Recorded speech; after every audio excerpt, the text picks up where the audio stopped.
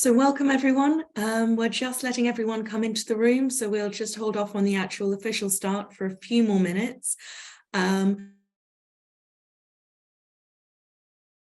to write questions and respond and talk to the presenter at the end of the event. Welcome as more of you are coming in. Thank you so much for joining us. We will be starting in just a couple of minutes once more of the attendees have joined. It's nice to see some familiar faces in the list. It's so nice that some of you are coming to all our events. We really appreciate it. In particular, I noticed Galina Kedrova, welcome. You've been coming to an awful lot of our events, so thank you for your support, and to many other people who have been coming to so many of our talks over the last few months, and indeed the annual forum last year. We will be starting in a couple of minutes. So please do bear with us. We're just waiting for attendees to filter in.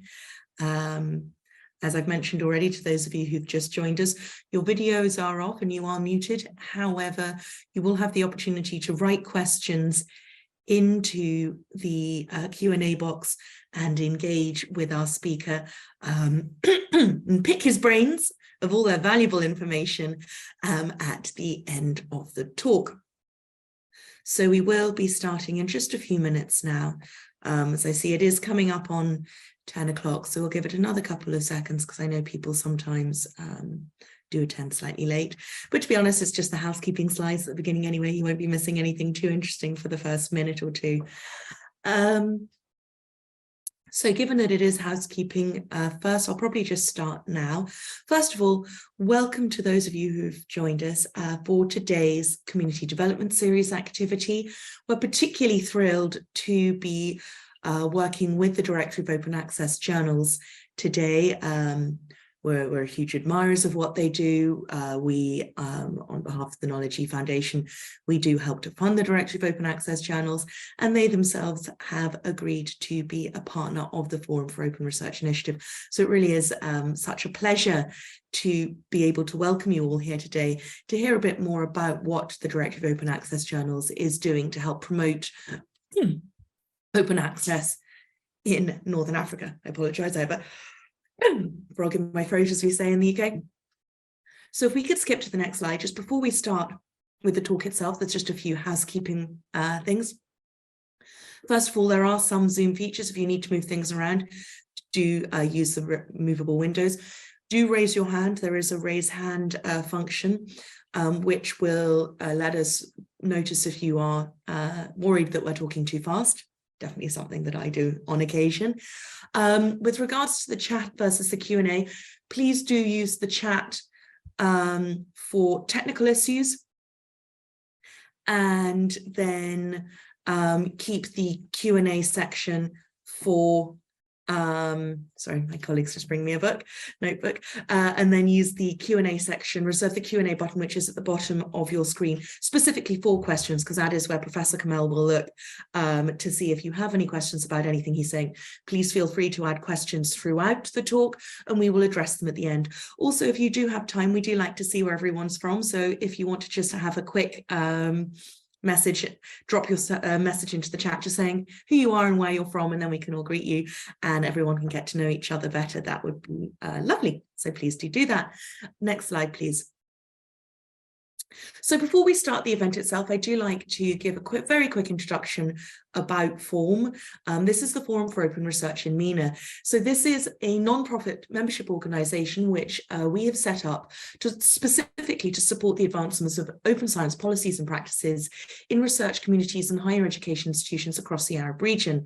I'm the Director of Operations at the Forum for Open Research, and so this is my particular baby, and I'll just give you a very brief overview of what we want to achieve, because we are looking for members, we are looking for a larger community and looking to build that community of people to work with us across all the different countries and all the different stakeholder groups involved in education and research in the Arab world. So what our core goals are to really support the advancement of open science ecosystems in libraries and institutions, and also the wider research communities and citizen scientists as well.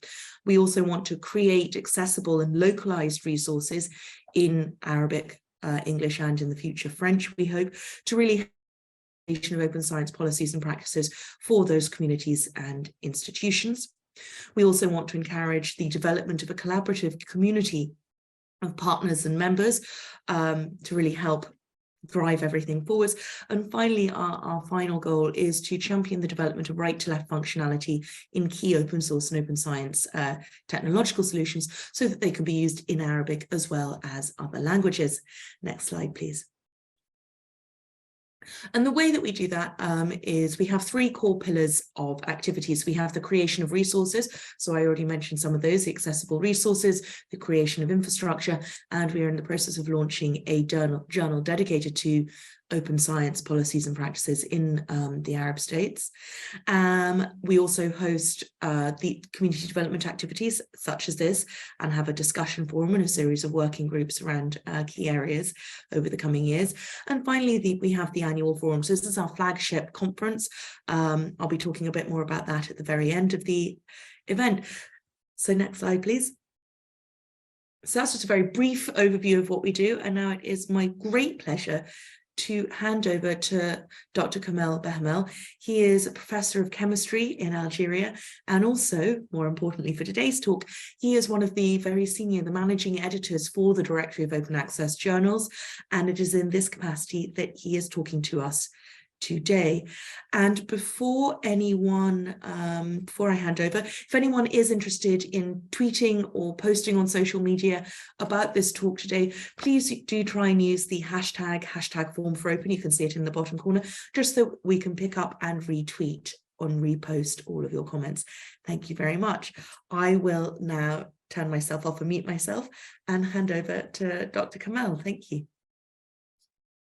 Thank you very much, Dr. Emily, for your kind invitation. I switched in French language because I decided to give this webinar in French language. Donc, merci, Dr. Emily Chaussky, pour l'invitation pour promouvoir le libre accès dans l'édition scientifique, surtout et augmenter la couverture de d'ouvrage en Afrique du Nord.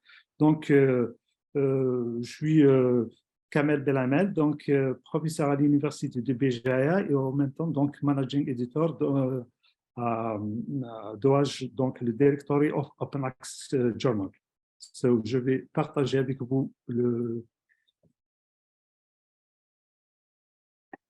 Alors, donc aujourd'hui, donc nous allons discuter sur comment promouvoir bien sûr le libre accès dans l'édition scientifique en Afrique du Nord.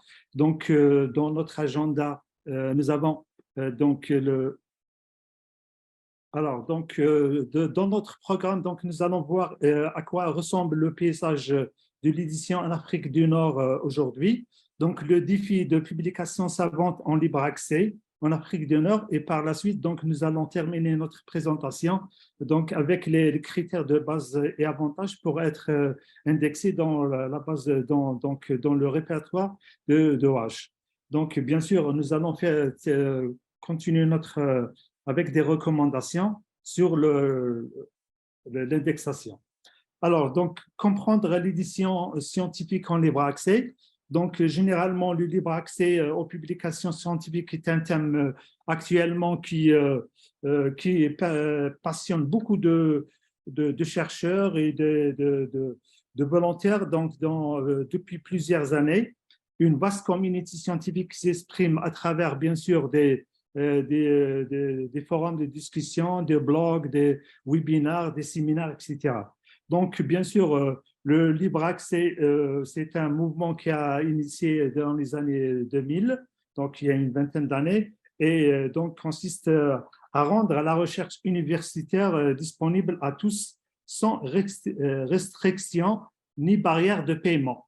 Donc, c'est le principe de l'open access, donc suite à l'initiative du BDABES en 2002, donc beaucoup de chercheurs ont opté pour cette nouvelle voie de publication savante.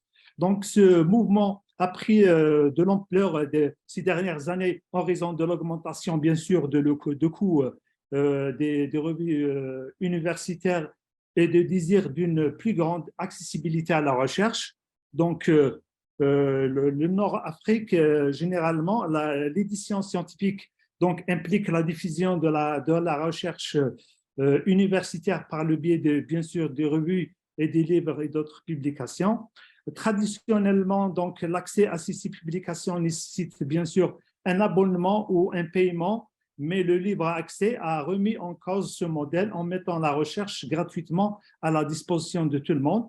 Donc, de nombreux débats qui portent notamment sur le business model. Donc, nous allons discuter par la suite des publications scientifiques, à la légitimité, bien sûr, des frais demandés aux auteurs par certaines revues et la qualité de l'évaluation de revues en libre accès. Alors, donc, bien sûr, il y a aussi un autre problème concernant les droits d'auteur. Et la consultation, bien sûr, des bases de données conventionnelles généralement indique que les publications scientifiques en Afrique du Nord, comme je viens de montrer dans ce slide, que ces publications scientifiques restent faibles en raison, bien sûr, comparaison, bien sûr, à l'Amérique, Nord-Afrique et l'Australie et d'autres régions. Donc, bon, on va commencer. C'est quoi le Open Access Journal? Donc, c'est quoi pourquoi ce mouvement? Donc, plusieurs phénomènes peuvent être plutôt expliqués à la naissance des revues en libre accès. Surtout, on note le point le plus important, c'est que la lenteur du système traditionnel pour rendre la publication ouverte à tout le monde, libre donc aux lecteurs. Et le point le plus important, c'est que le système restrictif de droits d'auteur, souvent l'auteur perd ses droits d'auteur, abandonnés bien sûr à l'éditeur. Il y a la mention All Rights Reserved, donc qui veut dire que tous les droits sont détenus par le publisher. Et par la suite, donc, l'auteur, il ne va pas, comment dirais-je, profiter de ces recherches et de ces publications.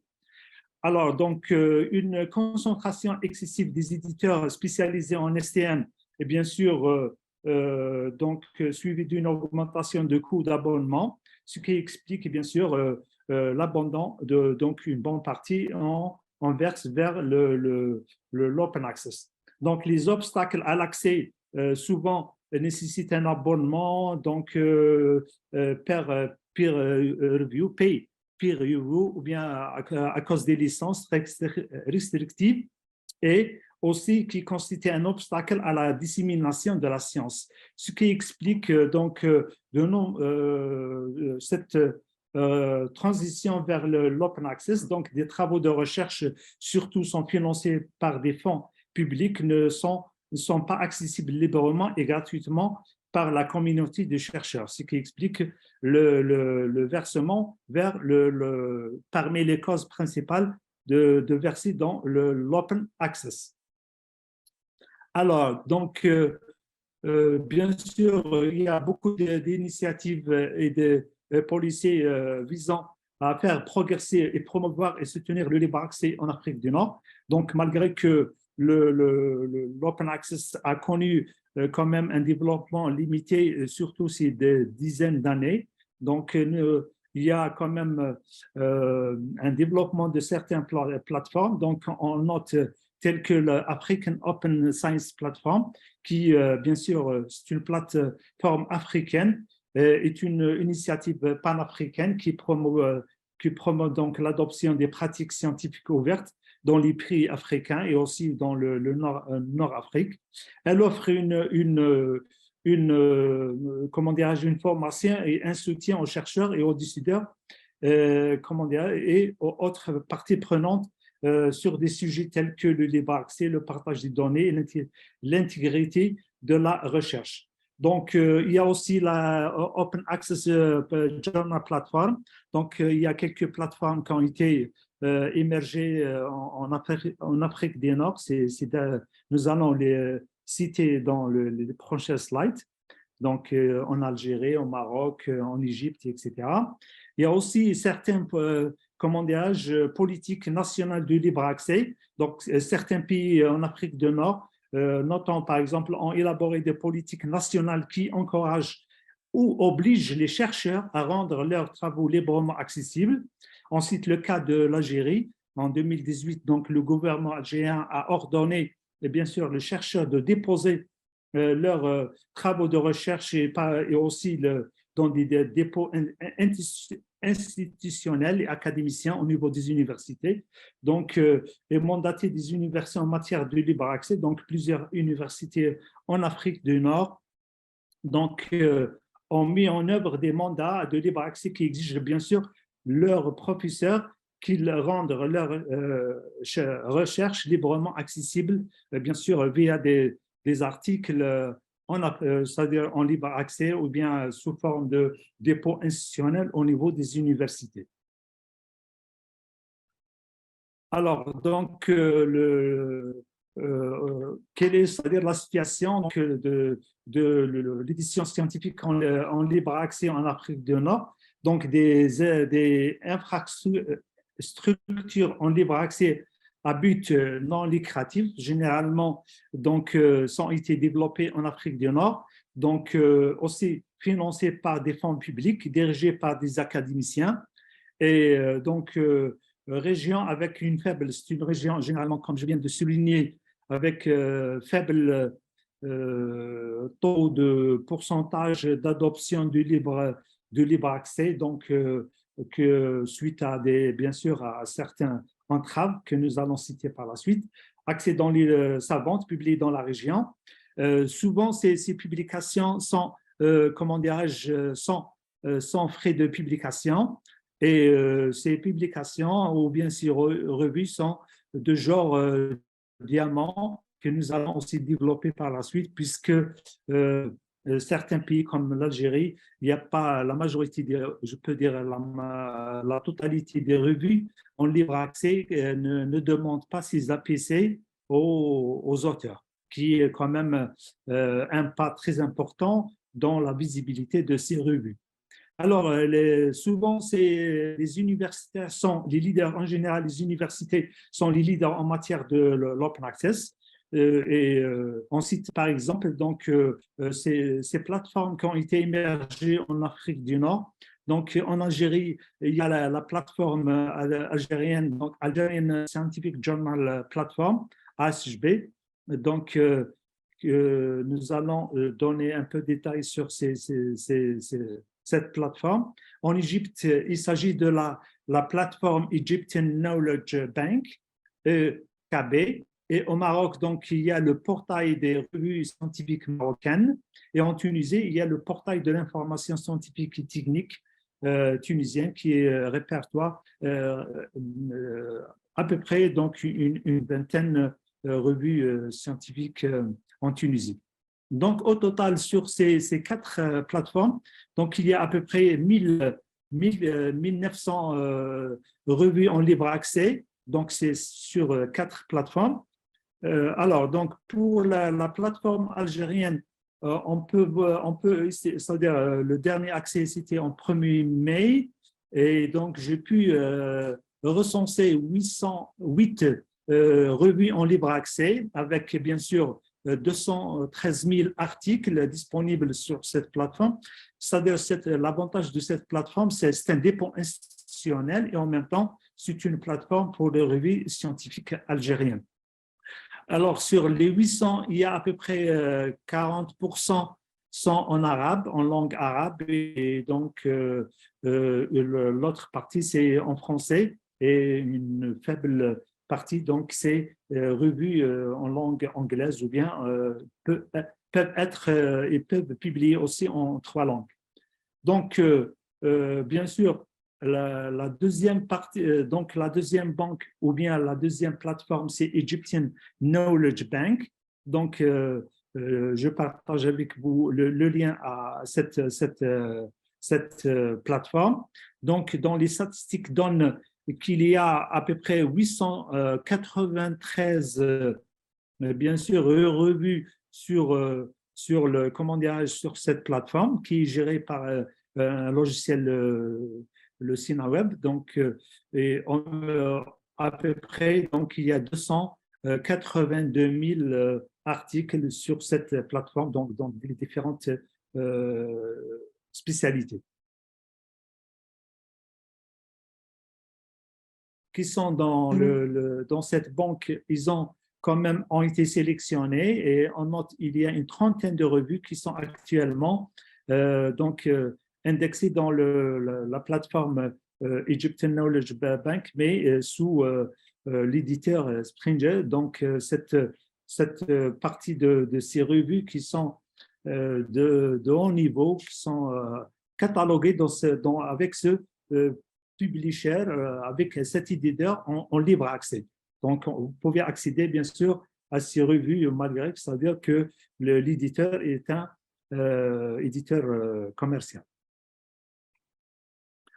Pour les revues marocaines, donc, ils sont hébergés sur le OGS, et donc c'est l'EMIST, c'est l'Institut marocain de l'information scientifique et technique, donc qui héberge bien sûr ce portail de revues scientifiques marocaines, et j'ai recensé à peu près 208 revues en libre accès. Donc le dernier accès c'était le 5 mai, donc il y a même pas une semaine. Pour le portail de l'information scientifique et technique, celui de Tunisie, donc j'ai pu répertorier donc une vingtaine, donc 20 Open Access Journal, donc il y a un faible quand même revue en libre accès en Tunisie, donc peut-être la majorité des chercheurs préfèrent donc publier avec des chercheurs en Europe et bien sûr aux États-Unis, etc.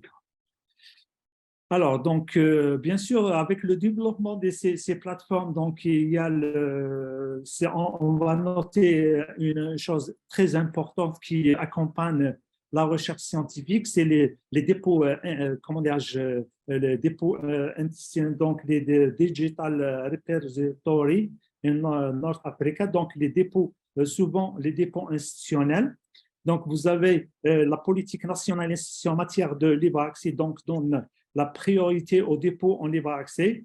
La plupart des universités disposent bien sûr ce qu'on appelle le DSpace, c'est un logiciel en libre accès open source. Donc, c'est un service numérique pour la collecte, bien sûr, le stockage et la distribution des documents numériques, que ce soit articles et thèses.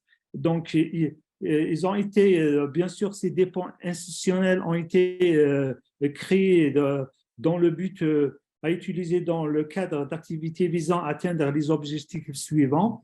Donc, améliorer, bien sûr, la visibilité et la découverte de la recherche et des publications en Afrique du Nord.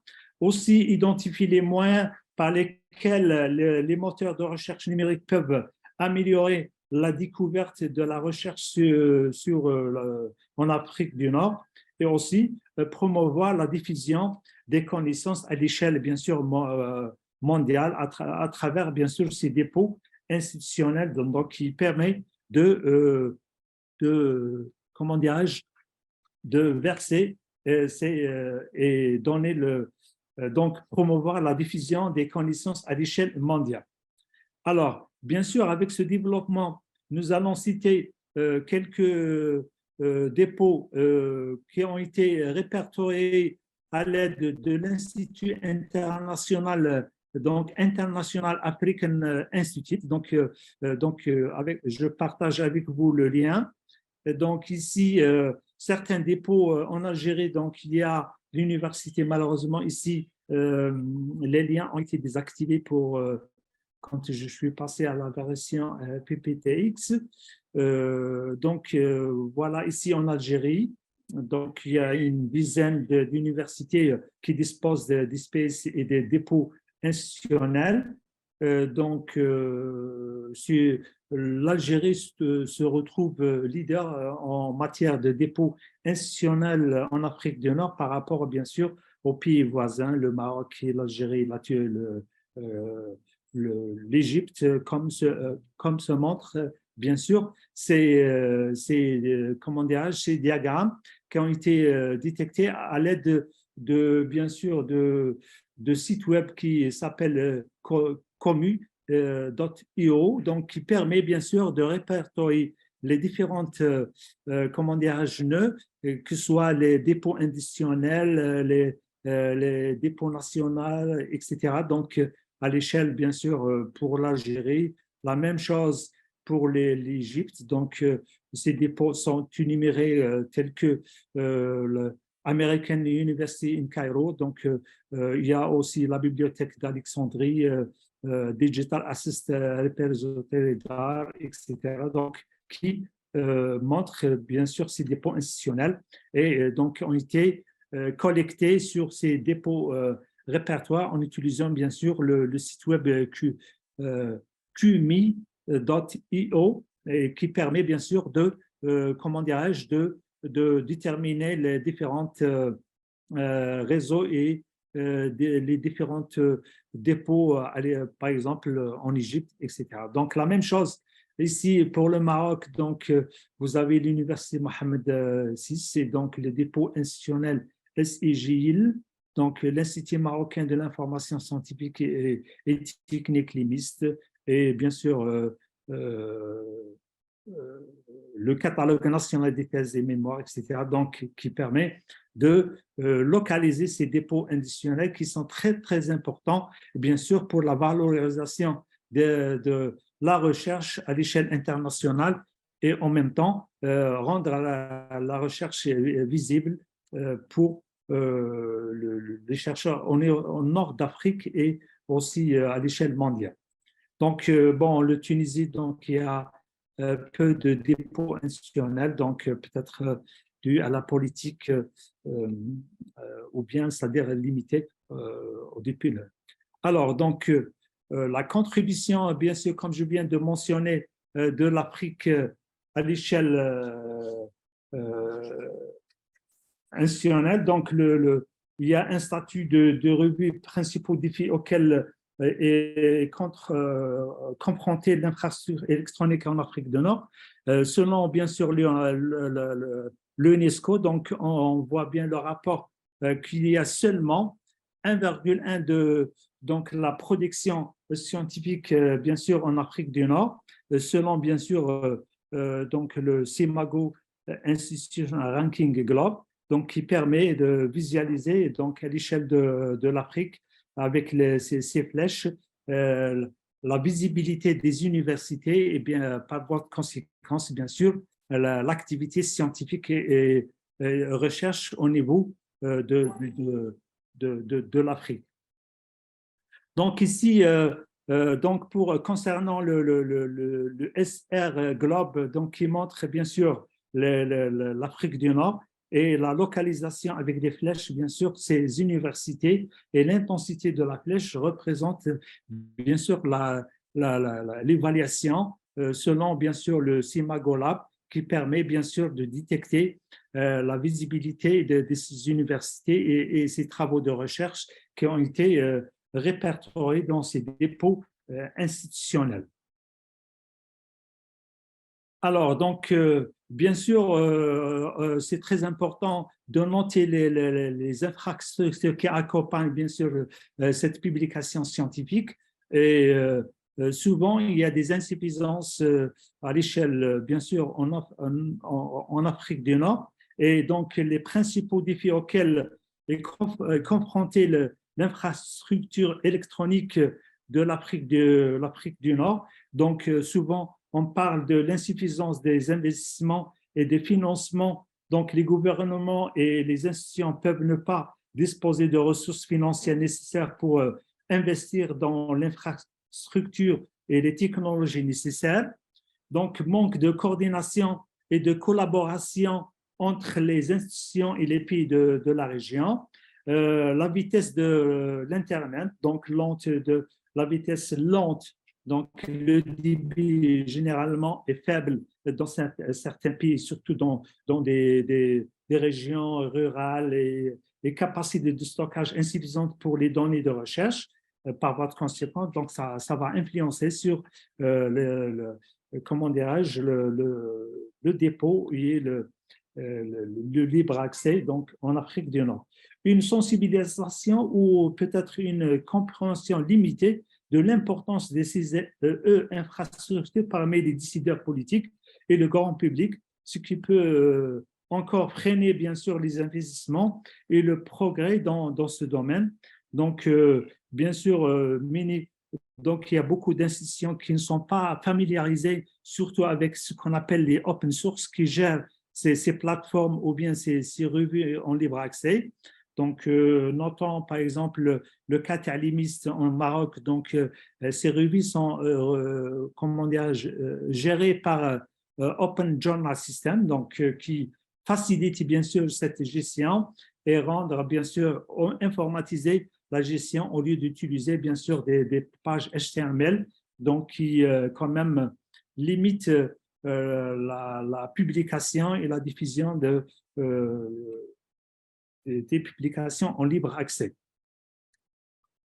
Alors, le statut, bien sûr, des revues en libre accès en Afrique du Nord, généralement, souffre de ce qu'on appelle de visibilité. Donc, la majorité des revues, ou bien le manque de visibilité, la plupart des revues ne sont pas répertoriées dans les index de citation internationales. Donc, notons par exemple le Scopus, le Voice et certains databases. Donc, cette manque de visibilité donc rend bien sûr ces revues ne sont pas avec un facteur d'impact ou n'ont pas de visibilité à l'échelle internationale. Le manque de soutien financier pour les éditeurs universitaires, donc souvent c'est très important de noter que la majorité de ces éditeurs sont bénévoles. Donc, la plupart des comités éditoriaux des revues sont bénévoles et la dépendance à l'égard des bénévolats, donc des bénévoles et de soutien institutionnel rend certaines revues en libre accès précaires. Donc, il y a un problème, donc, puisque la majorité de revues, je parle le cas de l'Algérie, sur cette plateforme Algerian Scientific Journal Platform. Donc, la majorité des éditeurs en chef sont des bénévoles, donc ils gèrent ces revues bénévolement. Alors, il y a aussi le déficit de compétences, donc, qui aussi freine la publication de revues de haute qualité alignées sur les critères de meilleure pratique. Bien sûr, nécessite en outre une mise à niveau des compétences des comités de rédaction et du personnel technique qui permet de gérer, bien sûr, ces revues, que ce soit en utilisant le OGS ou d'autres logiciels en libre accès. Et aussi, on note, comme on vient de signaler, le manque de financement. Donc, certaines revues disparaissent au bout de quelques éditions, de quelques numéros. Donc, on note l'irrégularité de la publication des revues scientifiques. Alors, donc, dans la deuxième partie, nous allons discuter comment dirais-je, sur comment accroître la découverte de ces revues publiées en libre accès en Afrique du Nord. Donc, bien sûr, avec l'aide de DOAJ qui n'exige pas beaucoup de critères, et ces critères de base qui sont très faciles, que nous allons citer juste par la suite. Et justement, donc, je signale que sur les 4 plateformes, au total, nous avons indiqué tout à l'heure qu'il y a à peu près 1900 revues en libre accès publiées en Afrique du Nord. Malheureusement, sur les 1900, il y a seulement 185 revues en libre accès qui est actuellement indexées dans le répertoire de DOAJ, ce qui représente à peu près 9,73%. Donc, je note qu'il y a seulement 29 revues en libre accès, bien sûr, en Algérie. Donc, l'Égypte, il y a aussi 29 revues comme par hasard. Donc, il y a la Libye, donc il y a 5 revues en libre accès. Le Maroc, 30 revues. La Tunisie, donc 5 revues donc, qui sont répertoriées, bien sûr, sur cette plateforme. Alors, comment on augmente comment le DOAJ contribue à travailler activement en partenariat avec les revues en Afrique du Nord pour les encourager à figurer dans le DOAJ. Donc, le DOAJ propose également des séminaires et des ressources pour aider les éditeurs à remplir les conditions requises pour être référenciés dans le répertoire. Donc, dans le cadre, bien sûr, on note dans par exemple, le projet DOAJ Érudit, DOAJ Mirabel, etc. Donc, il y a plusieurs projets qui participent dans le cadre de la promotion, bien sûr, des revues en libre accès. Donc, grâce à ces efforts, le DOAJ espère accroître, bien sûr, la visibilité et l'accessibilité de la recherche en Afrique du Nord au sein de la communauté universitaire, bien sûr, mondiale.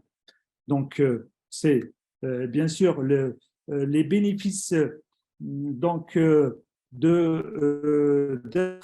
comment dirais-je, indexé dans le DOAJ, c'est bien sûr contribuer à la certification de certaines revues pour avoir une certaine qualité. Donc, croître la visibilité, donc donner un impact scientifique à l'échelle nationale et internationale, et aussi l'intégration dans certaines bases de données et des catalogues de librairies, tels que le EBSCO, donc Google Scholar, etc., et d'autres solutions. Alors, le DOAJ, bien sûr, a élaboré, plutôt ici, je montre le site DOAJ qui a été consulté, la communauté scientifique et lecteurs en Afrique du Nord, dans la période de avril 2018 jusqu'à mai 2023, donc sur une période de 5 ans. Et dans cette période, nous pouvons voir qu'il y a à peu près l'Afrique du Nord qui domine avec 600 000 sessions durant cette période. Et en tête, bien sûr, l'Égypte qui vient avec 250 000 sessions, suivi bien sûr par l'Algérie, le Maroc, la Tunisie, etc. Donc, ces pays montrent l'importance, bien sûr, de l'accessibilité des chercheurs à la base de données, au répertoire de DOAJ, au site web de DOAJ. Donc, c'est une source qui a été communiquée par mon ami Dominique concernant ces statistiques de l'accès nombre de sessions sur le site web de DOAJ.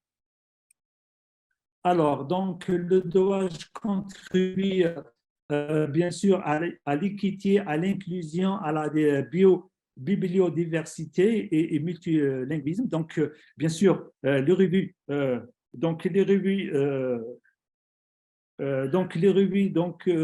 sont, nous voulons indexer plus de revues des pays non occidentaux, donc revues en langue locale, des revues en sciences humaines et sociales, des revues de sociétés savantes. Donc, vous savez bien que ces revues, on accepte plusieurs langues, ont été indexées dans ce répertoire. Alors, ici, maintenant, nous allons citer quelques critères d'indexation qui sont, nous avons mis à jour le guide de ces critères qui est disponible sur le lien suivant. Donc, la version très récente qui a été seulement mis en ligne il y a seulement une dizaine de jours, donc à la fin du mois d'avril. Donc, il y a ce qu'on appelle les critères, il existe donc des critères minimums auxquels votre revue doit répondre pour être acceptée pour l'indexation. Il existe des critères supplémentaires pour certains types de revues, qui permet d'avoir ce qu'on appelle le DOAJ Seal, que nous pouvons discuter par la suite. Alors, quel type peut appliquer donc il y a n'importe quel sujet de recherche, donc n'importe quelle langue, donc il peut être la revue donc publiée comme je viens de dire, dans les langues locales ou bien en anglais, en français, s'il n'y a pas une préférence pour une langue quelconque. Donc, c'est vrai qu'il y a une dominance de la langue anglaise, mais ça n'empêche qu'il y a beaucoup de revues en langue française et d'autres langues, surtout en langue espagnole, etc. Alors, donc, parmi les critères, donc, la revue, au moins, elle doit publier 5 articles par année. Et donc, les nouvelles revues doivent avoir au moins 10 articles ou une activité d'une année. Donc, ça, c'est un critère de base obligatoire. Bien sûr, la revue doit avoir sa propre URL et sa propre page d'accueil, donc qui facilite bien sûr la navigation par voie de conséquence. Donc, le chercheur ou bien le lecteur peut accéder facilement à la revue. Donc, la revue donc, doit aussi doit fournir, avoir au moins un ISSN, que ce soit la version papier ou bien version électronique, doit être aussi confirmé par l'ISSN.org sur le portail, donc portal ISSN.org. Donc, c'est un critère de base obligatoire qu'il faut bien sûr le donner pour que la revue soit indexée dans le DOAJ.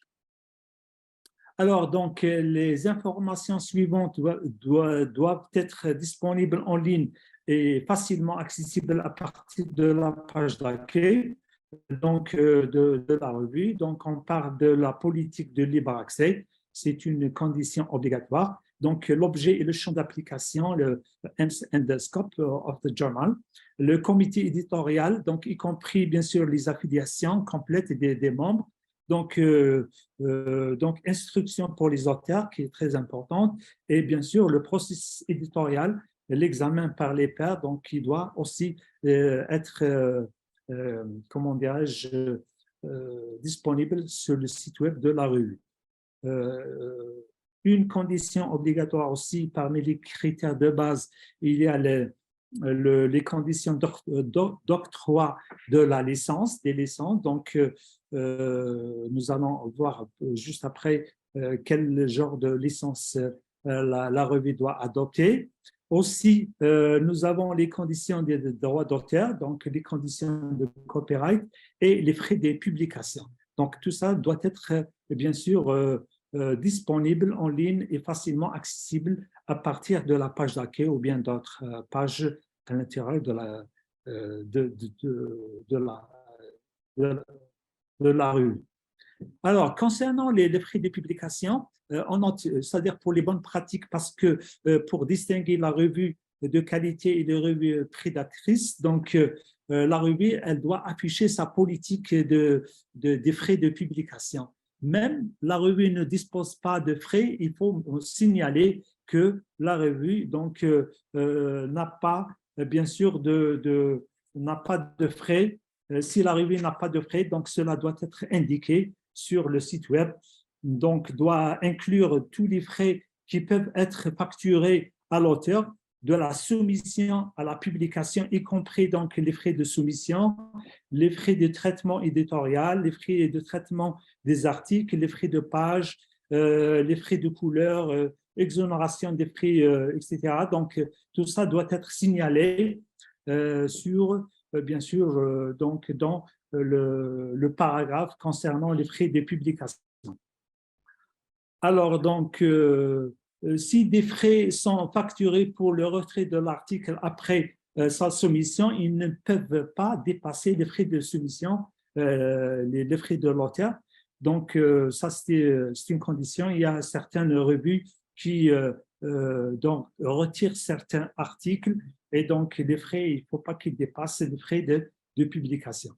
Alors, concernant les licences, donc sur les licences, donc souvent on préfère donc les licences, l'utilisation, le DOA, je recommande l'utilisation des licences Creative Commons qui sont à titre de 6.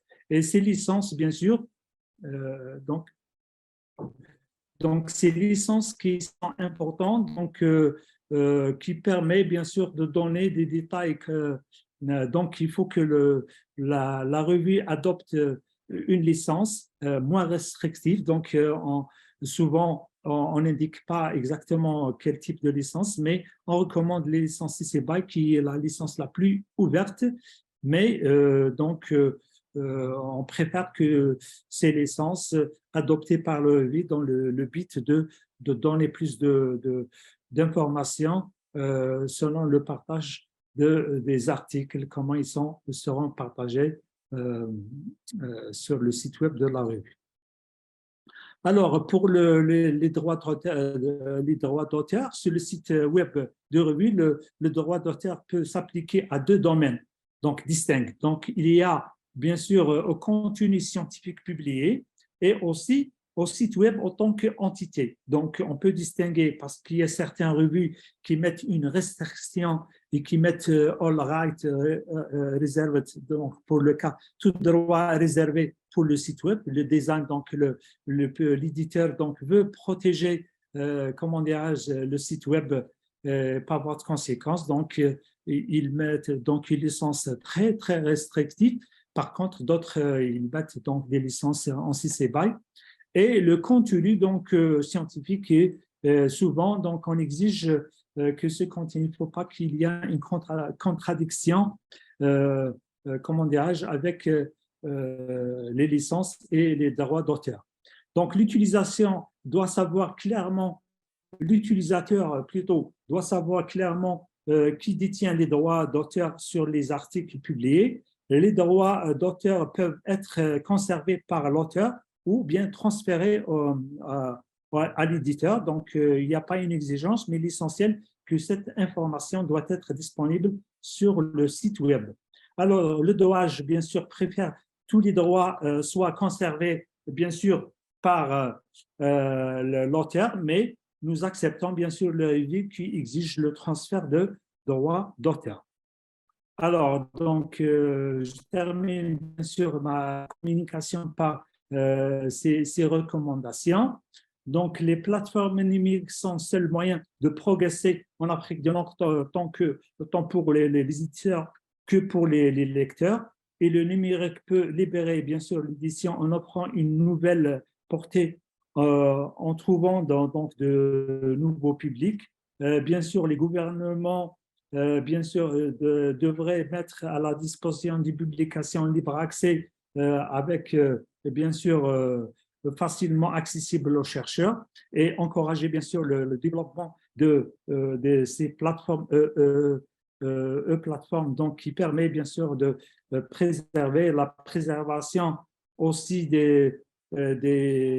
à long terme des revues en libre accès, donc la numérisation, la conservation et le partage de toutes les collections d'archives, donc afin de, bien sûr, de garder l'archive qui est très, très important, puisque souvent cette préservation à long terme, elle est trop coûteuse et les revues en libre accès en Afrique du Nord ne disposent pas les moyens pour préserver le contenu, l'archive dans ces dépôts qui sont payants. Ils sont localisés, bien sûr, en Europe et en Amérique. Donc, les revues en libre accès en Afrique doivent améliorer leur qualité et leur place dans l'évaluation de la recherche en indexant ces revues dans les bases de données internationales standards, telles que, bien sûr, le DOAJ, le Scopus et le VOS, pour plus de visibilité. Donc, avec ça, bien sûr, je termine ma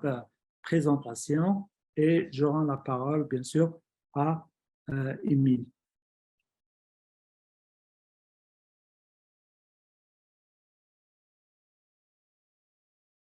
Donc,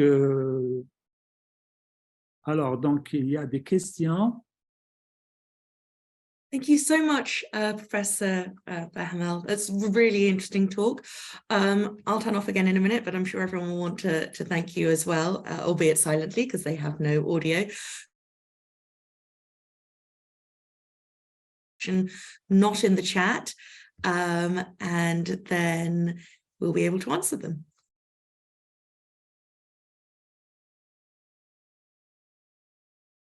Alors, donc, il y a une question de Galina. Donc, le Doaj a-t-il une relation avec la coalition S? Bien sûr, donc, bien sûr, parmi les critères bon, le coalition S a établi un plan de financement pour les revues.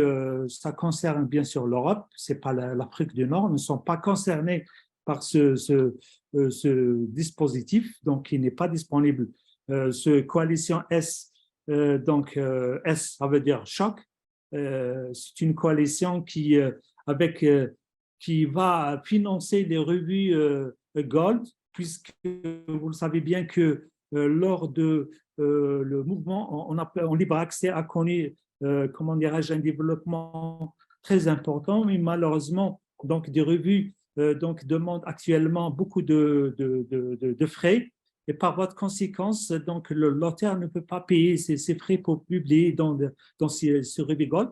Et par voie de conséquence, donc il y a beaucoup des initiatives. Parmi ces initiatives, donc il y a la coalition S. Donc bien sûr, le Doaj il est en relation avec la coalition S. Et bien sûr, donc je dirais donc il y a parmi les conditions, la revue souhaite d'être indexée bien sûr dans le Doaj pour bénéficier bien sûr de frais de ce qu'on appelle les APC. Donc, qui seront financés par cette coalition. Pour le moment, ce n'est pas encore, comment dirais-je, clair concernant le financement. De toute façon, les revues en Afrique du Nord ne sont pas concernées par ce dispositif qui est le financement. Jusqu'à maintenant, la politique de publication n'est pas claire. Du moment, je parle le cas de l'Algérie, toutes les revues en libre accès ne demandent pas des frais. Donc, par voie de conséquence, l'auteur il peut publier facilement et sans frais ces articles. Alors, donc, une deuxième question, Fadwa Al-Mariri, donc j'imagine donc que j'ai déjà du Maroc. Donc, comment l'indexation d'une revue dans le Doaj peut aider dans son indexation dans d'autres réservoirs tels que Ebesco, par exemple? Donc c'est une démarche personnelle. Donc, l'éditeur en chef peut indexer sa revue dans le Ebesco, mais si je me rappelle bien, donc parmi les questions d'indexation dans le Ebesco, donc il demande si votre revue est déjà indexée dans le Doaj. Donc, il y a un partenariat avec Ebesco, donc il sponsor le Doaj, et donc je pense qu'il faut mieux donc prendre contact directement pour voir bien sûr les critères d'indexation avec par exemple le BESCO, puisque BESCO donc alors Galina, donc le Doaj a-t-il des relations avec les confédérations Open Access Repertoire? Oui, je pense qu'il a des relations, mais peut-être donc pour confirmer la réponse à cette question, je vous prie de me contacter par email et je vais comment dirais-je voir avec des collègues concernant les relations avec le COAR, mais je pense que oui, à mon avis, donc il y a des relations avec le COAR. Alors, donc il y a une question en anglais. Alors, donc cette question, is there any way to check our eligibility of our journal to be indexed by Doaj? We are from Jordan. Please, can you please share the link to your journal? So yes, you can. I don't understand this question. Please, you can share the link to this journal so I can give you more detail, because of course we index any journal from North Africa or Middle East or anywhere. You have to apply, as I mentioned in my the presentation. There is a minimum, there is a basic criteria to be indexed in DOAJ, and then it's very easy to be indexed. Of course, to be indexed in DOAJ, you must be, you have the criteria as disponible in on the website.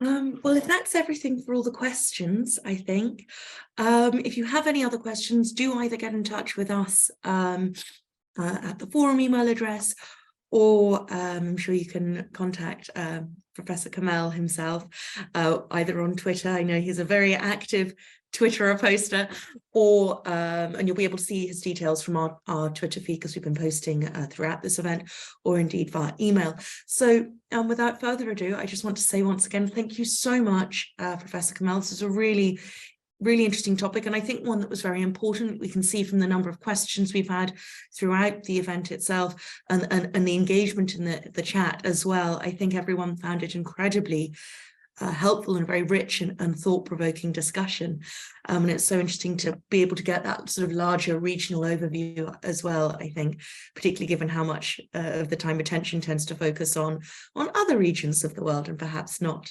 our region as much. So before we finish this event, just a few additional notifications. I hope you enjoyed this event, and I hope you will also continue to join us for our events in the future. In the next few months, we have an event on rights retention. If you want to know more as a researcher or as a member of the library faculty about how authors and researchers can and should retain their rights, and the benefits of that, which is obviously one of the main benefits in the open access ecosystem, then please do join us for that event in June. That's coming up later this month itself. In May, we have a double event this May, which we're very lucky about.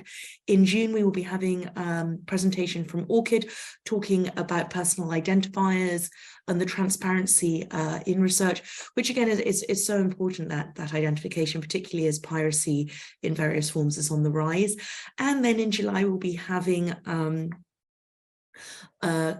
event with PKP, the Public Knowledge Project. For those of you who don't know them, they are probably the largest and most successful open source provider of journal, book, and preprint publishing services, and they'll be talking to us about open infrastructures on the global scale, and we're really looking forward to that event as well. We will be having a break for August so that everyone can go off and enjoy their summer holidays, but we will be back in September, and we've got a very active series of events planned for September, with talks from DataCite, Crossref, and F1000 across a wide range of other activities. In addition, on the next slide, please, if you feel you would like to learn more about all the different ways that open science policies and practices can and should be implemented, and the difficulties and solutions around this implementation in the research ecosystems across the Arab world, please do consider joining us for our annual forum. This year we are holding it in Abu Dhabi in the UAE, but we are also exploring options to host it online as well. So the call for papers is open. It will remain open till the end of next month. It'll close on the end of June. So please do consider submitting a presentation or just registering and coming and joining us. We are partnering for this event with UNESCO and with Khalifa University, and it should be a really enjoyable and next slide, please. And when we slip to the next slide, yes, brilliant. And last but not least, we really do appreciate your feedback, both for how you felt this event went and whether you want more information about this specific topic itself, but also more areas of open science and open access. Please do fill out the form, because this is we use this information to plan our schedule of events. We're into planning for 2024 now, so this will be really helpful information if you If you want to learn more, please do tell us no. We can't give it to you if you don't tell us you need it. So if you have time, do fill out this survey. And once again, thank you to the team for running this event, and thank you so much to the Directory of Open Access Journals and to Professor Kamel for giving this really rich and thought-provoking talk. I will clap by myself because everyone else is on silent, but you can see some clapping and hand gestures there. So thank you again so much.